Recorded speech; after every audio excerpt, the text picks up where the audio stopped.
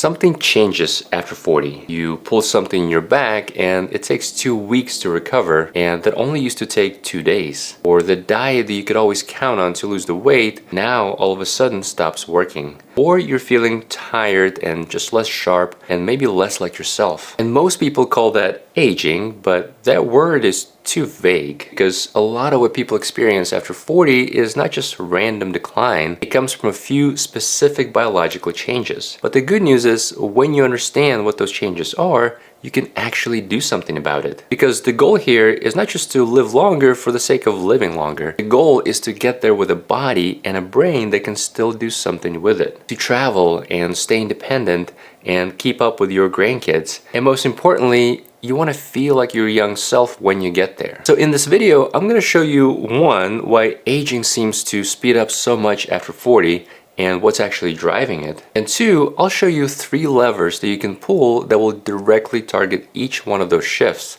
So by the end, you'll know exactly what to do and where to start to reverse that aging process. And if you're new here, I'm Dr. Leonid Kim. I'm a double board certified physician, and my mission is to give you the science and practical advice to not only live longer, but feel better. And as always, this video is educational only and not medical advice. So please talk to your doctor before making any changes to your health regimen. So there are 3 major biological shifts that start accelerating after 40. Now, for some, it could be a few years earlier, and for others, it could be a few years later. But for most of us, our 40s is when we really start noticing these changes. So the 3 big changes would be hormonal decline and mitochondrial decline and chronic inflammation, which is closely tied to insulin resistance. And all 3 of these overlap. They feed into each other.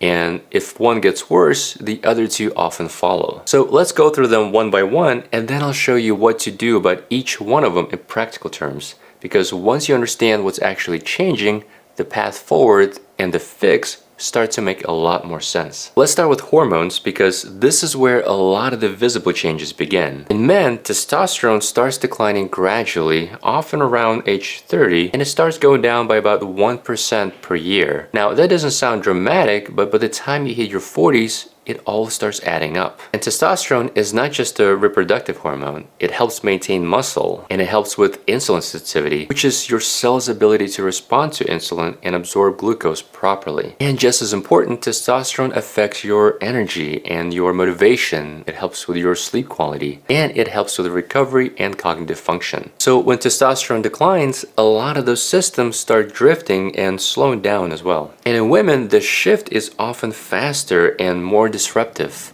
Estrogen and progesterone, they begin to decline during perimenopause, which for many women starts in the early to mid 40s. And estrogen is incredibly important when it comes to fat distribution and brain health and sleep. And it also helps with your overall inflammation as well as insulin sensitivity. So when estrogen starts dropping, a lot of women notice a similar pattern: more abdominal fat and worse sleep and more brain fog. And for both men and women, all of these combined lead to early signs of aging and dysregulation. Now, the second shift happens at the cellular level, and it has to do with your mitochondria. Your mitochondria are these energy-producing structures inside your cells. So they take in oxygen and glucose, and they turn it into ATP, which is the usable energy your cells actually run on. Your muscles use it, and your brain uses it. Your heart, every cell in your body runs on ATP. And after 40, your mitochondrial function really starts to decline. So you may have fewer mitochondria, and the ones that you do have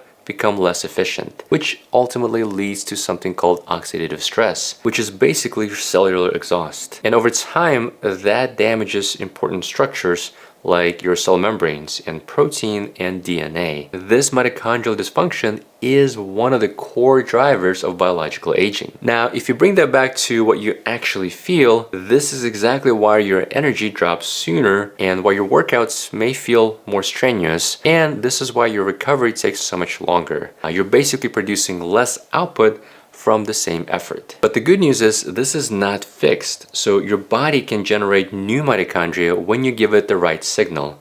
And we'll get to exactly what that looks like in just a minute. And the third shift is your chronic and low-grade inflammation. And this is the one that often ties everything together. There's actually a term for that. It's called inflammaging. Because aging is not just wear and tear on your body. A big part of it is that the immune system becomes less precise over time. So it starts producing more background inflammatory signals even when there's no real threat. These inflammatory signals are called cytokines. These would be things like IL-6 and TNF-alpha. I think of them as immune system text messages. In the short term, these molecules are pretty useful. What they do is they help the body respond to infection or injury. But when the messages just keep firing all day, every day, they start causing problems. They disrupt hormonal signaling and they impair muscle recovery and they worsen insulin resistance. Basically, they accelerate aging across multiple organ systems all at once. Now, where's that inflammation coming from? Well, in today's world, it's coming from a lot of places. Poor sleep, chronic stress, poor gut health, a diet heavy in ultra-processed foods, and it's coming from visceral fat itself. Our visceral fat, that deep abdominal fat, it doesn't just sit there storing energy, it's actually biologically active and it releases inflammatory signals. So the more visceral fat you accumulate, the more your inflammatory baseline tends to rise. And then this is where insulin resistance enters the picture. Insulin, once again, it's that hormone that helps move glucose out of the bloodstream and into your cells. But when your cells become resistant to that signal, glucose just stays elevated longer and your body has to produce more and more insulin to compensate. And then on top of all that, our declining hormones is what makes it all worse. Now, this is why things tend to snowball after 40, not because 40 is some magic age where your body suddenly gives up, but because all of these processes start feeding off each other, and if nothing's actually pushing back, all that compounding starts working against you. So let's talk about what moves the needle in the situation and how to actually fix this. So there are 3 levers I focus on, and each one of them maps almost directly onto the 3 shifts that we just talked about. And I call those 3 levers your build, quiet, and balance. And the thing about these levers is you don't have to pull all of them at once. Depending on the season of life you're in, sometimes you only need to pull 1 lever, and sometimes you can do all 3, but the important thing is to do something. So the first lever is build, and this is all about your muscle mass, which is probably one of the most underrated factors when it comes to aging. Muscle is not just about strength or appearance, it is actually one of the most important metabolic organs in your body. In fact, muscle is the single largest site of glucose disposal that we have. So in simple terms, muscle pulls sugar out of the blood and it puts it where it belongs. And when muscle contracts, it uses transporters called GLUT4 to move glucose into the muscle cells. And a lot of that happens independently of insulin. That means having a strong and active muscle mass is one of your most powerful tools when it comes to your blood sugar control and insulin resistance. And the fix here is progressive resistance training. That means you challenge your muscles with enough load that they actually have reason to adapt. And then over time, you slowly increase that challenge. And you don't need a complicated program or live at the gym. All you need is just regular mechanical loading that's progressively increasing on all your major muscle groups. So your legs, and your back and your chest and your shoulders. All you need is 2 to 3 training sessions per week, and that's more than enough for most people. And the key here is that the last few reps should feel a little hard because if the stimulus never increases, your body just has no reason to build. Now, one thing I hear all the time from my patients is, well, I'm too old for this, or I can't change it now. But the good news is muscle responds at almost any age when the stimulus is strong enough and consistent enough. In fact, there was a study that directly compared adults between 65 and 75 years old with those over 85 years old, and they found no difference in their response to resistance training. After just 12 weeks of training, both groups showed a 10% increase in their quadriceps muscle size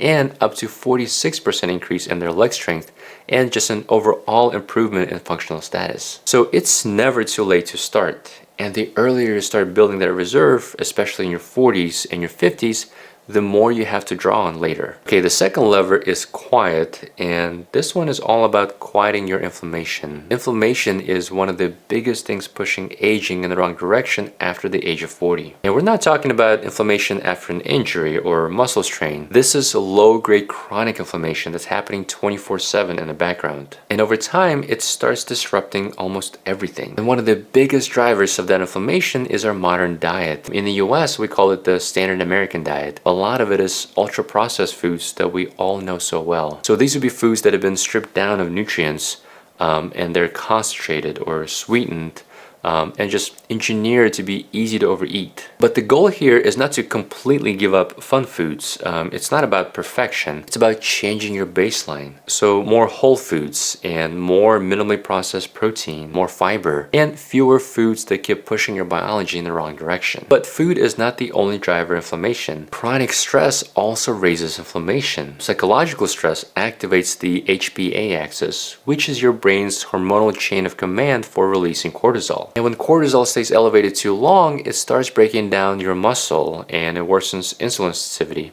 and it disrupts your sleep. So this is where movement comes in. Regular aerobic exercise or even simple walking has been shown to reduce markers of inflammation. One mental trap I see people fall into is treating aerobic exercise purely as something to burn off calories.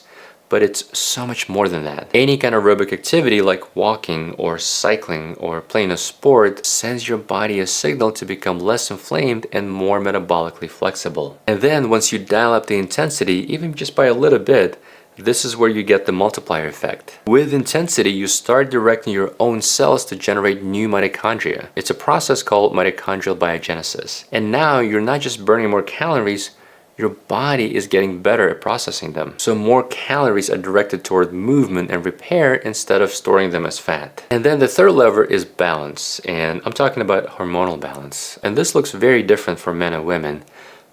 So if you start with men, in men, testosterone decline is often gradual, but modern life can speed it up. And a really common accelerator for this is visceral fat, that deep abdominal fat that we talked about earlier. Having excess visceral fat is an independent factor for testosterone suppression. In fact, people in the highest quartile of visceral fat have a 5-fold increased risk of testosterone deficiency compared to people in the lowest quartile. And that's because visceral fat contains an enzyme called aromatase. And what aromatase does is it converts testosterone into estrogen. So the more visceral fat you carry, the more testosterone you're essentially converting away. Which is why reducing visceral fat is so effective in raising your testosterone levels even before you do anything else. And then sleep matters as well. The majority of daily testosterone release happens during sleep.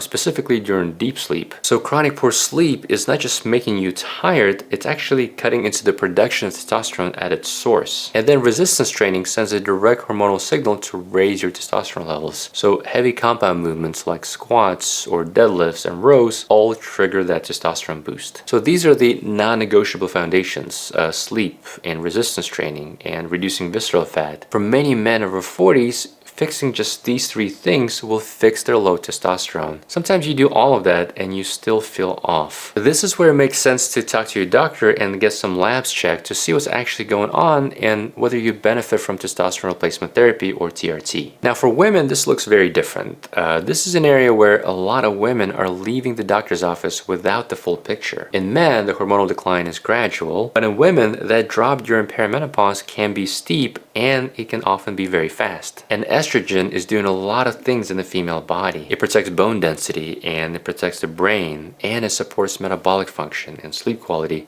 and your overall cardiovascular health. And just like with men, resistance training and stress management and good quality sleep, all those things help. But for many women going through perimenopause and then menopause, there's a ceiling to what lifestyle alone can do. Lifestyle does not replace estrogen. It works with estrogen. This is where hormone replacement therapy or menopausal hormone therapy, or MHT as we now call it, becomes a conversation worth having with your doctor. And many physicians are still cautious because of concerns that go back to a major study in the early 2000s. It was the Women's Health Initiative study that raised alarms about breast cancer and cardiovascular risk, and it sadly shaped how an entire generation of physicians was trained to think about HRT. The problem is that those findings were communicated in a way that made HRT sound broadly dangerous, even though the absolute risks were tiny. And the type of hormones used back then are not the same as what we use today. And more recent data suggests that for women who start HRT earlier in the menopause transition, within about 10 years, the risk profile looks very different. For many of those women, the data suggests that HRT is not just safe, it's protective. Now, this is not a blanket statement that every woman should be on HRT, but it's a conversation that deserves to happen with current evidence and not concerns from 20 years ago. And if your doctor hasn't brought it up, it's definitely worth asking and having that discussion. Now, there's actually a fourth lever, and I only mentioned it briefly, and that is sleep. And sleep really deserves to be a separate video by itself because it makes or breaks every lever we talked about today. So stay tuned for that video in the future. I hope this was helpful. Stay healthy, and I'll see you in the next one.